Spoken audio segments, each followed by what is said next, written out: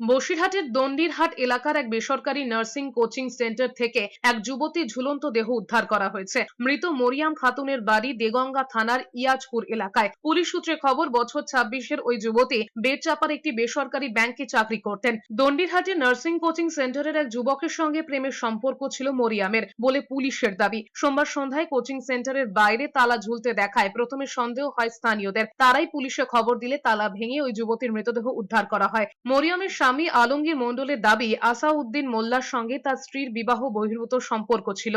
আসাউদ্দিনই খুন করেছে তার স্ত্রীকে, দাবি করেছেন আলমগীর। পোস্টোস করাই নীরব বলে ওই ছেলেটার সঙ্গে সেমিনারে এসছে।